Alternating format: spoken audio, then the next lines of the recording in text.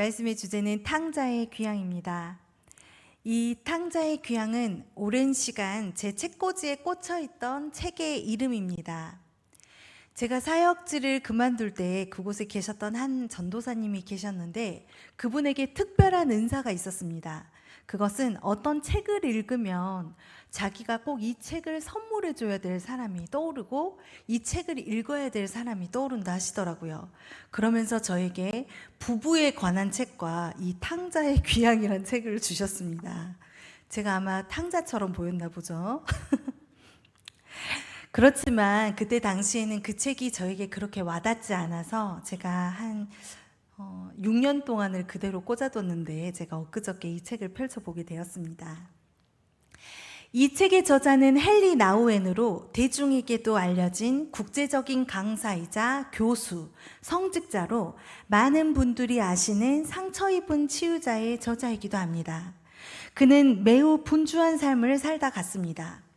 예일 대학교와 하버드 대학교의 강단에 섰던 그는 수많은 강연과 40여 권이 넘는 저서를 통해 무엇보다 자신의 삶을 통해 하나님과 교제하는 모범을 보여주려 노력했습니다.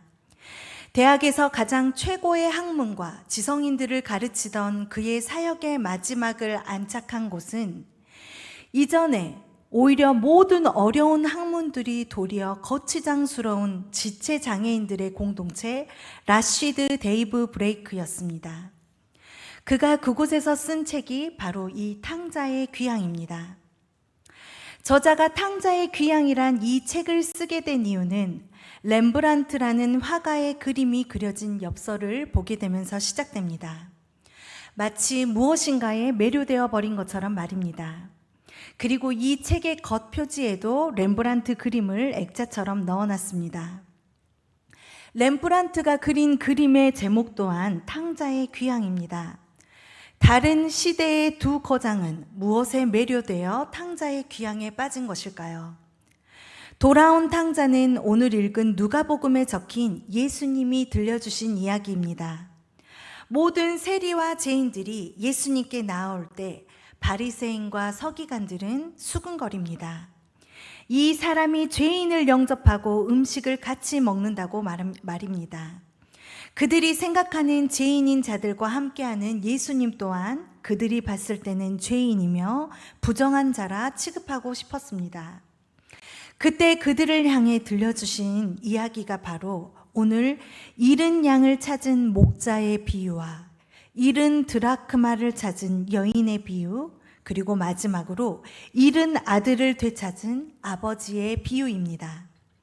서기관과 바리새인들은 예수님을 배척했지만 예수님은 끝까지 그들을 품으셨습니다. 그들 또한 하나님의 사랑을 깨닫기를 바라셨습니다. 여러분도 수없이 돌아온 탕자의 이야기를 들어보셨을 것입니다. 살아생전에 아버지께 유산을 달라는 것이 우리나라의 문화처럼 그렇게 나쁜 것은 아니라고 합니다. 오히려 목동인 그들이 너무 많은 가축무리에 떼를 지어 있으면 그 가축의 생명이 위험하기에 어느 정도 장년이 된 성인 아들에게는 미리 재산을 나누어 주어 그것으로 미천을 삼아 장가를 갈 수 있도록 합니다. 그렇지만 중요한 것은 그가 일평생 혼신의 힘을 다해 가축을 지어 자신들을 키워주신 아버지의 수고와 은혜를 생각한다면 자신의 배가 줄이더라도 가축이 먹고 마시고 살찌워 새끼를 낳도록 치는 게 목자의 할 일이고 자녀의 도리이며 유산을 관리하는 일입니다. 그런데 그는 허랑방탕하여 재산을 낭비했다고 합니다. 바로 게으름을 넘어 방탕함을 넘어 지혜 없음까지 보여준 그는 이제 가축과 가족과 친구들까지 모든 것을 잃고 너무 써서 돼지나 주워 먹는 쥐염 열매를 먹고자 하나 그것조차 주는 이가 없어 그제서야 사무치는 서름 속에 아버지를 떠올리게 됩니다. 빛의 화가 또는 자화상의 화가로도 불리는 렘브란트는 자신의 자화상을 80편 이상 그렸다고 합니다. 그의 그림의 첫 모델도 자기 자신이었고 그의 마지막 모델도 자신이었습니다. 그리고 그의 대표작 중 하나가 탕자의 귀향입니다. 누가복음 15장을 화폭에 담은 그의 그림에서 가장 주목해야 할 점은 바로 아버지의 눈입니다. 아들을 기다리며 너무 많이 울어 눈이 뭉개져 아들을 볼 수 있는지 없는지조차 알 수 없는 상태가 되어 있었습니다. 아버지의 사랑을 뭉개진 눈을 통해 극적으로 표현한 것입니다. 렘브란트의 섬세한 그림은 자신의 인생을 통한 깨달음이었을지도 모릅니다. 한때 그는 천재 화가라 그리고 초상화를 맡기려 부자들이 줄을 서서 기다려야 했습니다. 그러나 그가 그린 또 하나의 대표작이 그의 명예를 실추시켰습니다. 뛰어난 재능으로 번 돈으로 그는 값비싼 장식품들을 수집했고 그의 재산은 빠르게 사라졌습니다. 또한 3번의 결혼을 하며 사랑하는 아내가 세상을 떠나는 모습을 목격했을 뿐만 아니라 3 아들과 2 딸, 그리고 함께 살았던 2 여인의 죽음을 지켜보았습니다. 63세의 인생 마지막에는 자신의 딸 1명과 결혼한 지 6개월 만에 아들을 보내고 며느리만 홀로 남아 있었습니다. 그의 마지막 자화상에는 그가 그렸던 젊은 날의 아름답고 멋스러운 모습과 모자는 사라지고 인생의 모든 것을 통달한 듯한 너그러운 눈빛만 남아 있었습니다. 인생의 수없는 고난과 풍파를 통해 방황했던 지난날의 탕자와 같았던 삶을 후회로 돌이키고 멀고도 가까운 아버지께로 돌아와 힘없이 무릎을 꿇은 자신을 그려넣은 건지도 모르겠습니다. 그렇다면 서기관과 바리새인들은 자신들이 첫째 아들이라는 것을 알았을까요? 바르고 착하게 살아온 그들에게 아버지를 향한 분노가 넘칩니다. 첫째 아들은 아버지께 누가 뭐라 해도 좋은 아들이 되고자 노력했습니다. 오랫동안 최선을 다했고 일도 많이 했지만 아무런 대가도 받지 못했다는 것에 남들은 쉽게 얻는 것을 나는 이렇게 힘들게 얻어야 하는가? 어째서 아버지는 나에게 고맙다고 대우를 해주지 않는 것인가 하며 그 속에는 자신도 모르는 비교와 원망이 가득했습니다. 우리의 첫 신앙의 회심이 둘째 아들이었다면 첫째 아들은 어쩌면 순종을 하면서도 기쁨과 감사를 잃어버린 오랜 신앙인들, 우리의 또 다른 내면을 보여주는 것 같습니다. 아버지와 함께함으로 기뻐하는 것이 아니라 이렇게 순종함에도 왜 저는 이렇게 힘이 들까요? 라고 반문하고 있는 우리의 모습입니다. 이런 수고도 했으니 복을 주실 거라는 계산된 순종을 하는 이에게는 순종의 기쁨은 없고 받지 못하고 받을 것만을 계수하게 되었습니다. 아버지는 큰 아들과 작은 아들, 2 아들 모두를 사랑하셨습니다. 그러나 큰 아들 가운데에는 아버지와 늘 함께하며도 아버지의 것이 자기 것임에도 자유와 누림이 아닌 종으로서의 삶만 남아 있었습니다. 예수님은 바리새인과 서기관들의 직업과 그들의 말을 책망하신 것이 아닙니다. 그들은 남들보다 하나님과 역사에 능한 종교인은 되어 있을지라도 하나님의 마음에서는 너무나 멀어져 있었기에 그 외식함을 책망하신 것입니다. 세상에서 방황하고 실패하고 병들고 가난한 이들을 대한 긍휼함을 잃어버리고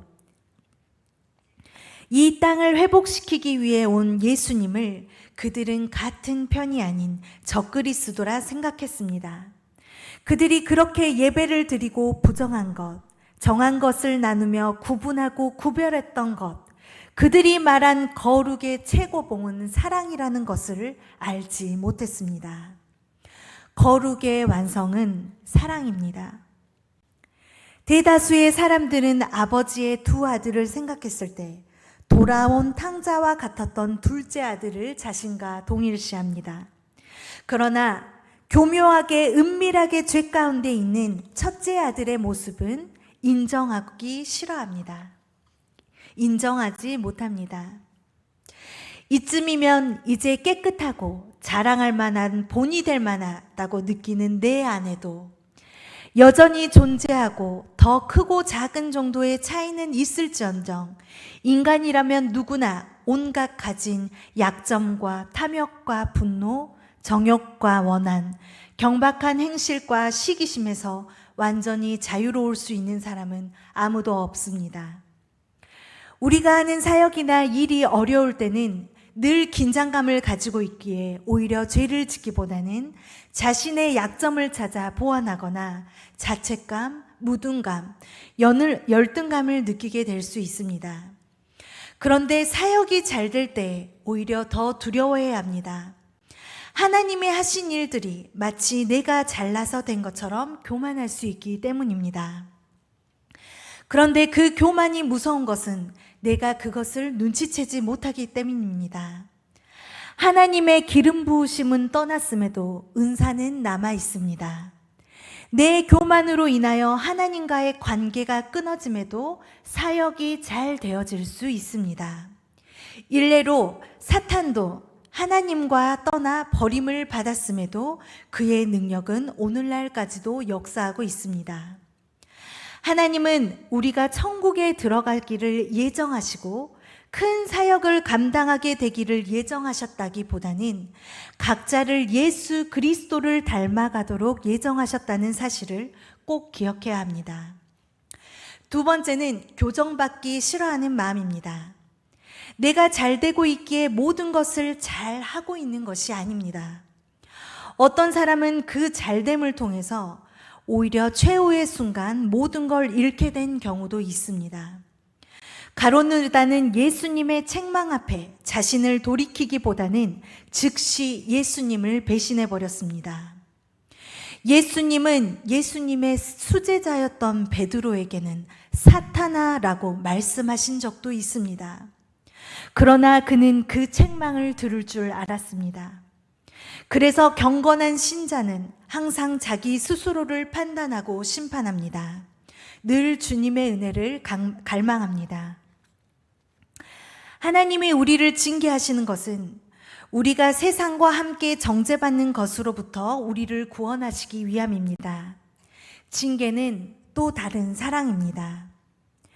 우리에게는 늘 가시 같은 존재가 있습니다. 저번 주 주일 말씀을 듣고 제가 남편에게 조용히 여보, 당신의 십자가는 무엇인가요? 라고 질문을 했더니 저라고 대답을 하더라고요. 저도 저의 십자가를 저의 남편이라고 그랬는데 서로 십자가라니 너무 황당해서 웃음이 났습니다. 헨리 나우엔의 책으로 얼마나 많은 전 세계 사람들이 하나님을 느끼고 경험했는지 모릅니다. 그랬던 그가, 그런 대단한 학자가, 대단한 성직자가 황혼의 시간에 고백한 말입니다. 오래도록 지혜롭고 명석한 이들 사이에서 안정과 안정을 찾아 헤맸을 뿐 세상의 미련한 것들을 택하사 지혜 있는 자들을 부끄럽게 하신다는 사실을 거의 깨닫지 못했습니다. 하지만 무엇 하나 내세울 만한 게 없는 이들의 따뜻하고 진심 어린 영성과 아무것도 묻지 않는 친구들의 사랑 넘치는 포용을 경험하면서 진정한 귀향이란 하나님 나라에 속해 있는 심령이 가난한 이들에게 돌아간다는 뜻임을 눈치채기 시작했습니다. 라쉬드는 서두에 말씀드렸다시피 정신지체를 가진 친구들이 있는 공동체입니다. 저도 교회 공동체에서 오랜 시간 성도로 사역자로 일을 하면서 또 그 안에 머무르면서 느낀 건 공동체 생활 자체가 제 안에 어둠을 몰아내주지 않는다는 것입니다. 오히려 정반대로 그 안에 어둠을 드러내는 것만 같았습니다.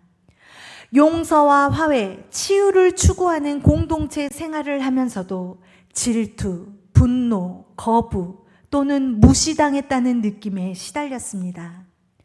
공동체 생활은 본격적인 영적 전투장이었습니다. 우리가 혼자일 때는 가면을 쓰기가 쉽습니다. 우리 안에 큰아들을 들키기가 쉽지 않습니다. 그러나 공동체에서는 낭만이 없습니다. 우리의 일상이 우리를 그렇게 두지 않습니다. 라시드를 떠나서 우리가 가족이라는 공동체, 교회라는 공동체, 이 공동체 안에서도 우리는 끊임없이 주님을 닮아가려는 결단과 선택을 하며 나아가야 합니다. 어느 순간 교회들을 보며 문제를 해결하는 것과 문제를 없애는 것에만 매달리고 있지 않았나 하는 생각이 되었습니다. 가정도 마찬가지입니다. 저것만 해결되고 나면 나의 삶의 모든 것이 완벽해질 것이라 생각했는데 그 문제가 해결되고 나면 또 다른 문제들이 생겨났습니다. 이 세상에는 완벽한 집, 완벽한 공동체는 없습니다. 그 수없이 뒤엉킨 문제와 갈등 가운데서 그 문제까지도 감싸 안는 사랑이 있는 공동체인가, 그것이 중요한 핵심인 것 같습니다. 우리의 영적 수준이 늘 돌아온 탕자의 회심에서 그치는 것이 아니라 그 모든 자녀의 허물을 끌어안고도 이내 죽었다가 다시 돌아옴으로 그를 환영하며 환대했던 아버지를 떠올리며 이제는 우리 자신이 누군가에게 용서와 돌봄이 필요한 이들을 향해 조건 없는 용서와 하회를 베풀 수 있는 저와 여러분이 되면 좋겠습니다. 마지막으로 그 공동체에서 함께 생활했던 수녀님께서 당신의 고통을 두려워하지 말라. 관계가 힘들 때는 사랑을 선택하라. 서로 하나 되기 위해 상처 입고 쓰라린 감정 사이를 거닐라. 마음으로부터 서로 용서하라는 것이 헨리 나우엔의 유산이라고 요약했습니까? 여러분은 어떤 유산을 남기고 싶으십니까? 어느 공동체든 아버지 그리고 어머니가 필요합니다. 우리의 영성이 아버지의 사랑을 닮도록 자라가야 합니다. 여러분은 사랑의 빚을 져본 적 있으십니까? 한 예화로 켈리 최 회장은 기적 같은 이야기를 만들었습니다. 그녀가 쓴 책들마다 베스트셀러가 되었고 현재는 파리에서 도시락을 파는 여자로 알려진 켈리 델리의 회장입니다. 켈리 채는 2022년 연 매출 6천억을 기록했습니다. 놀라지도 않으시죠? 6천억을 만져봤어야 여러분이 감이 오실 텐데 이 여성분은 2022년도에 6천억을 기록했으며 대형 마트에서 초밥 도시락을 파는 기업의 CEO입니다. 켈리 델리는 현재 영국, 프랑스, 유럽의 11개국에 1200개의 프랜차이즈 매장을 지니고 있습니다. 그녀는 전북 정읍 출신으로 6남매 중 셋째 딸로 가난한 마을에서도 특히 더 가난한 집안에서 태어났습니다. 중학교를 졸업하고 어머니가 고등학교를 보내줄 수 없다 하자 아픈 아버지 대신 생계를 책임진 어머니의 고단한 삶을 봐서 자신은 죽어도 엄마처럼 살고 싶지가 않아 무작정 서울로 상경을 했다고 합니다. 그의 꿈은 이대로 가난해질 수 없다는 무조건 세계 최고의 부자가 되는 것이 그녀의 꿈이었습니다. 그녀의 패기가 얼마나 대단했는지 패션 디자이너가 되겠다고 프랑스어를 한마디도 하지 못함에도 무작정 비행기를 탔습니다. 여러 우여곡절을 지나 한때는 성공이라는 이름으로도 불리며 자신이 번 돈을 흥청망청 썼지만 결국 친구와 사업을 하게 되면서 나이 40에 빚만 10억을 지게 되었습니다.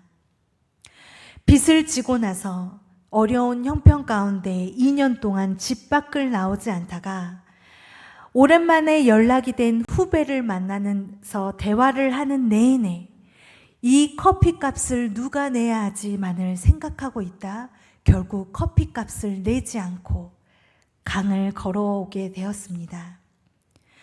그녀는 센강 앞에서 몇 시간이고 서서 뛰어내리고 싶은 충동을 느끼고 있던 순간 엄마가 떠올랐다고 합니다. 그녀의 엄마는 늘 그녀를 나의 희망이라고 불렀습니다. 그녀가 잘 나갈 때이든지 못 나갈 때여든지 그녀의 엄마에게 켈리는 나의 희망이었습니다. 엄마가 지금 내 모습을 바라보면 얼마나 슬퍼할까? 그녀의 엄마는 켈리체가 다시 일어나야 될 이유였습니다. 그렇게 지독한 좌절의 순간을 일어난 그녀에게 오늘과 같은 성공의 날이 오게 되었습니다.